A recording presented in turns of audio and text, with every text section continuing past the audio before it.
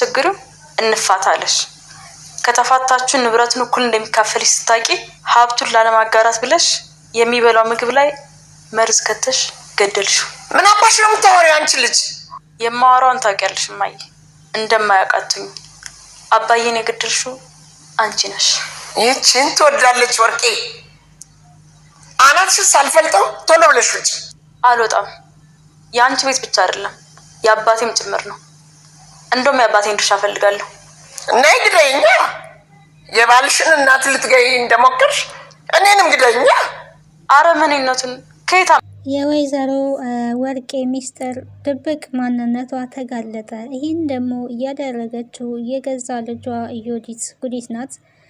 ጉድና ጅራት ከኋላ ነው እንደሚባለው የወርቄ ትክክለኛ ማንነት ምን አይነት ሰው እንደሆነች እንግዲህ በልጇ ተጋልጧል ማለት ነው። ልጇ ዮዲት የእናቷን ጉድ ፍርጥርጥ አድርጋ ተናግራለች። ይሄ ጉድ ደግሞ ምንድን ነው ካልን እንግዲህ አባቷን የዮዲትን አባት የገደለችው ወርቄ እንደሆነች ተናግራለች ማለት ነው። አባቴን በመርዝ የገደልሽው አቃጥለሽ አልሞትልሽ ሲል በስተመጨረሻም በመድኃኒት ገለሸዋል ስትል እንግዲህ ስትናገር ሰምተናታል። ዮዲት ጭካኔውን የወሰድኩት ከአንቺ ከእናቴ ነው። ተደብቆ የቆየውን ማንነቷን እንግዲህ አውጥታላታለች። ዮዲት ለማንም የምትመለስ ሴት አይደለችም። እውነት ለመናገር ተንኮልን ደግሞ እየተማረችው ዮዲት ከእናቷ እንደሆነ እያንዳንዱን እየተናገረች ትገኛለች። ሰላም ጤና ይስጥልኝ ውድና የተከበራችሁ የቻናል ቤተሰቦች እንዴት አላችሁ? በያላችሁበት ሰላማችሁ ይብዛ። ለዚህ ቻናል አዲስ ከሆናችሁ ሰብስክራይብ በማድረግ ቤተሰብ ትሆኑ ዘንድ በአክብሮት ጋበዝኩኝ። እንግዲህ የእናት ግፍ የሚለውን ድራማ ቀጣዩን ክፍል ወደ እናንተ ይዤ መጥቻለሁ። በመግቢያው ላይ እንደተመለከታችሁት ዮዲት እንግዲህ ለእናቷ ያሳለፈችውን ታሪክ እያንዳንዱን ነገር አባቷን እንዴት አድርጋ እንደገደለች እየነገረቻት ትገኛለች። እናማ ወይዘሮ ወርቄ አንቺን ባልወለድኩሽ ባልተፈጠርሽ ይሻል ነበረ፣ እንደው አንቺ ከኔ ነው አሁን የተወለድሽው እያለች እያማረረች ትገኛለች። ዮዲት ደግሞ እውነት ነው ወደዚህ ምድር ባልመጣ ባልወለድ ይሻል ነበረ፣ ተወልጄ እዚህ ምንም ያተረፍኩት ነገር የለም ከሲቃይ ኑሮ ውጪ በማለት እንግዲህ እያማረረች ትገኛለች። ባንቺም ብሶ ታማረር ያለሽ ወይ እያለች እንግዲህ እናትየዋ መልስ ትቀጥልላታለች። እናትና ልጅ እንግዲህ ትልቅ ውዝግብ ውስጥ ገብተዋል። ጭካኔን እንደሆነ ከአንቺ ነው የተማርኩት። አባቴን እኮ የገደልሽው አንቺ ነሽ። እንዲሁም ከዚህ ቤት አልወጣም፣ ከዚህ ቤት ውጪ የምትይኝ ከሆነ እኔም ያንቺ ቤት ሳይሆን ይሄ የአባቴ ቤት ጭምር ነው። ስለዚህ ንብረት ይገባኛል፣ የአባቴን ድርሻ እንድትሰጭኝ ፈልጋለሁ በማለት እንግዲህ እናትየዋን ውጥ አድርጋ ይዛታለች። ነይና ግደይኝ፣ የቀረሽ እሱ ነው። አማትሽን ልትገያት እንደነበረ እኔንም ነይና ግደይኝ፣ የቀረሽ እሱ ነው። ሌላ የቀረሽ ነገር የለም። ወይኔ እኔ ወርቄ እንደዚህ ተዋረድኩኝ ማለት ነው። ምን ነው አንቺ የተወለድሽ ቀን ውሃ ሆነሽ በቀረሽ ኖሮ ልጄን ብቻ ወንዱን ልጄ ወልጄ አንቺ ባልተወለድሽ ኖሮ በማለት እንግዲህ ማማረሯን ቀጥላለች። ልጅቷም እንግዲህ ክፋትንማ ከአንቺ ነው የተማርኩት አታማሪ እያለቻት ነው የምትገኘው። ወደ ወንዶሰን ስንመጣ ወንዶሰን ስለ ዮዲት እያንዳንዱን ሚስጥር ጉድ ሰምቷል። የሰማውም ደግሞ ካለም ነው። አሁንም እንግዲህ ወንዶሰን አልነቃም፣ እንደተኛ ነው ማለት ነው። ስለ ዮዲት መጥፎ ነገር ቢነገረው ምንም የሚያምንበት ምክንያት የለውም፣ አያምንም። አለም እንግዲህ ዮዲት እንዳሳገተቻት ነግረዋለች። ተባብራ ከእናቷ ጋራ ተባብረው እንዳሳገቷት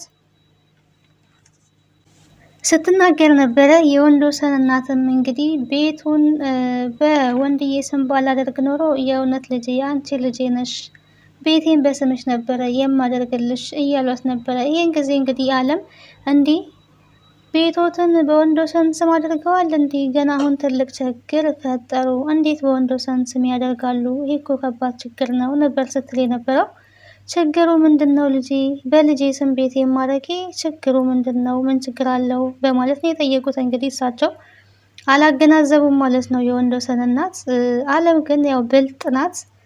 ብልጥ የሆነች አማካሪ ወይ ፖሊስ መርማሪ ነበረ መሆን ያለብሽ እንጂ አንቺ የቤት ሰራተኛ መሆን አልነበረብሽም ተብላ የተመሰከረላት የተጨበጨበላት ልጅ ናትና፣ ችግሩማ በልጁ ስም ማድረጎት አይደለም፣ ችግሩ ዮዲት ናት።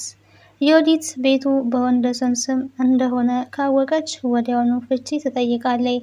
እሷ እዚህ ቤት የምትኖረው ንብረት ፈልጋ እንጂ ወንደሰንን ፈልጋ አፍቅር አይደለም። እማዬ እንዴት ይህንን አላሰቡም?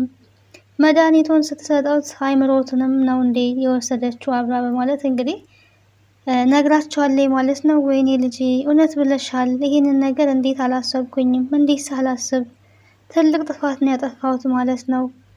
አሁን ዮዲት ሰምታለች። ወንዶሰን ለዮዲት ነግሯታል ወይ ብላ ነበረ ጥያቄ ያቀረበችው። እኔ እሱን አላቅም፣ ይንገራት አይንገራት ወንድዬ አላቅም ነበረ መልሳቸው። ይሄን ጊዜ እንግዲህ ወንዶሰን ሰምቶ ከውጪ ሲገባ ስሙ ሲጠራ ሰምቷል። እና ደግሞ ምንድነው ስለ እኔ እያወራችሁ መጣሁኝ ነበረ ሲላቸው የነበረው። አለምም እንግዲህ ቤቱ ባንተ ስም ነው ተብሏል። ቤቱ ባንተ ስም እንደሆነ ዮዲት ታውቃለች ወይ ነበረ። ብታቅስ ባታቅስ ምንድን ነው ችግሩ ነበረ። እንግዲህ የወንዶሰን መልስ ሚስት ያደለችም ወይ ነው የሚለው። ወንዶሰን እንግዲህ እንደ ሚስት ትክክል ነው፣ ከሚስቱ ምንም ነገር እንደ ባል ትክክል ነው። ከሚስቱ ያው ምንም መደበቅ የለበትም ትክክለኛ ባል እስከሆነ ድረስ ማለት ነው። ነገር ግን የእንትናን የሚስቱን ባህሪ ግን አልተረዳም በጭራሽ። ምን አይነት ባህሪ እንዳላት እስካሁን ድረስ አብሯት ይኖራል እንጂ ስለ እሷ መጥፎና ጥሩ ባህሪ ምንም የተረዳው ነገር የለም። ዮዲት ማወቅ የለባትም። ለዮዲት ነገርካት ማለት ወዲያውኑ ዮዲት ቤቱ ባንተ ስም መሆኑን ካወቀች ፍቺ ትጠይቅሃለች ነበረ ስትለው የነበረው።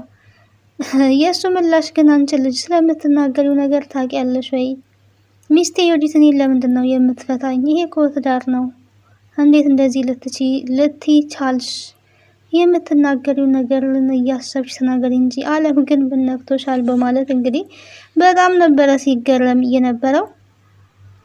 ለምን እንደዛ አልሽ? ከምንስ ተነስተሽ እንደዛ ልትይ ቻልሽ ነበረ ጥያቄው።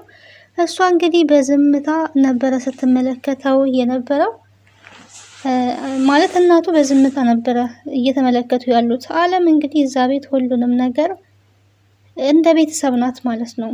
ሰራተኛ ሳትሆን በቃ እንደ ልጅ ናት። ሰራተኛ አይደለሽም አንቺ ልጄ ነሽ፣ ባልወልድሽም ልጄ ነሽ እያሏት ነበረና ትልቁ ችግርማ ቤቱ በአንተ ስም እንደሆነ ፍቺ የምትጠይቀው አንተን የምትወድህ አይመስለኝም። ለንብረት ብላ ነው የቀረበችህ።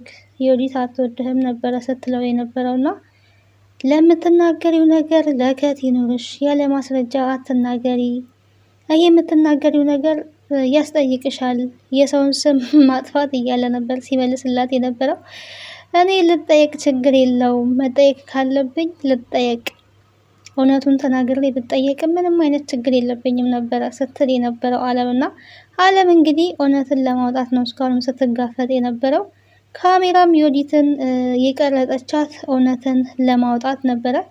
ያው እውነትን ለማውጣት ስትለፋ እንግዲህ የታገተችው በዚህ አማካኝነት ነው። ያሳገተችኝም ዮዲት ናት። እዚህ ቤት የገባችበት ትልቁ ዓላማዋ እማማን ገላ ያንተን ንብረት ለመውሰድ ነው። ከዚህ በፊት ቪዲዮ ቀርጫታለሁ። ያንን ቪዲዮ ስላወቀች እንደቀረጽኳ ስላወቀች ያሳገተችኝ ዮዲትና እናቷ ናት ብላ እንግዲህ ተናግራለች። ምንም ሊያምን ፈቃደኛ አልሆነም። ይልቁኑ እች ልጅ እዛ የታገተችበት መካኛ መጥቷት የሆነው የነበረ ሲል የነበረውና እንግዲህ ወንዶሰን ምንም ሊያምን አልቻለም። አለምዬ ግን ሁሉንም ነገር ተናግራለች። ዮዲትና እናቷ አሁንም እየተዘባበቱ የሌላ ቪዲዮ ተቀርጠዋል። አሁን ደግሞ ፀሐይ ሌላ ቪዲዮ እየቀረጠች ትገኛለች ቤት ውስጥ ማለት ነው። በቀጣይ ምን ሊሆን ይችላል የሚለውን አብረን የምናይ ይሆናል። ቀጣዩን ክፍል ወደ እናንተ እዚህ እስከምመጣ ቸር ሰንብቱ። ቤተሰብ ያልሆናችሁ ቤተሰብ ኑ፣ አበረታቱኝ ለማለት እወዳለሁ። ሀሳብ አስተያየታችሁን በኮሜንት አስቀምጡልኝ። የእናት ግፍ እንግዲህ ጭካኔ የተሞላበት ድራማ ነው እውነት ለመናገር